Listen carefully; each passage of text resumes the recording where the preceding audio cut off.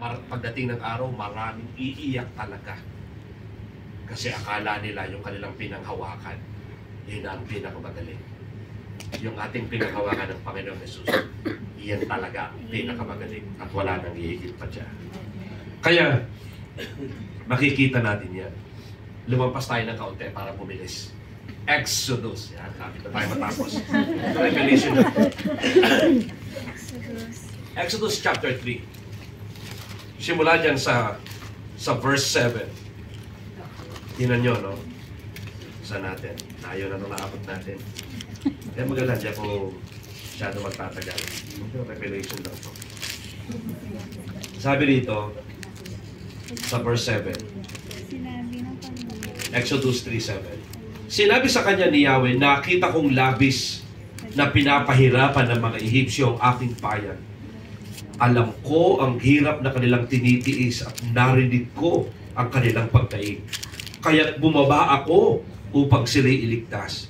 Ilabas sa Ehipto at ihatid sa lupaing mainam, malawak, mayaman at sagana sa lahat ng bagay.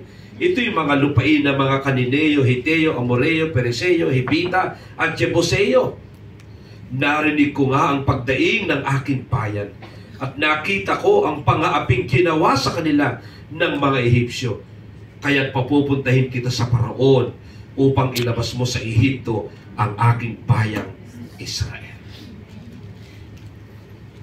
Sa panahon ni Moses, nasa Ehipto. Pero nung time na ito, wala si Moses sa Ehipto. Kasi alam natin yung nangyari. Pinapatay siya tapos tumakas na. At doon sa ilang 40 years siya roon. At pagkatapos ay kinausap siya ng Panginoon. Bakit? Ang sabi ng Biblia, nakita ko. Mga kapatid, kung ano man ang inyong pinagdadaanan, nakikita ng Diyos. Amen. Sabi niya, narinig ko ang kanilang pagdaig. May mga panahon na umiiyak ang mag-isa.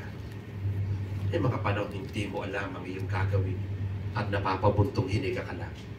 But the good news is, nakikita ka ng Panginoon. Amen. Naririnig ng Panginoon. Kaya anong sabi ng Panginoon? Kaya Moses, pumunta ka sa Ehipto. Gusto kong iligtas yung aking bayan. At gusto ko silang dalhin sa maayos. Bakit gagawin ng Diyos yun?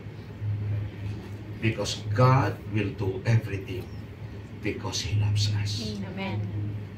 Gusto niya na maging mabuti ang ating kalagayan. Kaya, alam natin na nangyari. Pumunta ron si Moses. And to make the long story short, nakaalis sila sa Ehipto at nakarating sila sa lugar na ipinangako ng Panginoon sa kanila. Yung nga lang iba, hindi na nakarating. Bakit? Mariklamo. Nagmurmur sila. Lahat ng mga mariklamo, hindi na nakarating. Napagod sa karireklamo. Delikado. Yung ang paniniwala ay, dinala mo ba kami rito para ilibing sa disyerto? Inilibing talaga sila ng Diyos sa disyerto. Yung lahat ng mga hindi naniniwala, bigla na lang bumubuka yung lupa at lahat ng mareklamo nilulunok ng lupa. Lagot. Buti na lang walang mareklamo dito. Amen. Kasi baka bumuka ang lupa. Ganun yung nangyari sa kanila. But to make the long story short, niligtas ng Panginoon yung kanyang bayan sa Ehipto. Hanggang sa dumating na tayo dito sa John 3:16. Yan, bilis natin, no? At dito, kung papansinin natin ang Biblia, mababasa natin na dumating ang Panginoon sa isang bayang nadidimlan. Sa isang bayan na hindi alam kung ano ang gagawin, nababalot ng dilim at walang pag-asa. Ngunit, nung ang Panginoong Jesus ay magkatawang tao at nagsimulang mangaral, nangaral siya at sinabi niya sa tao na magsisi kayo sapagkat malapit ng ang paghahari ng Diyos. Hindi lang sinabi ni Juan Bautista. At doon din nagpasimula ang Panginoon sa mensaheng iyon. Bakit? Kasi para maranasan natin yung mabuting buhay, there must be true repentance. Merong dapat na totoong pagsisisi.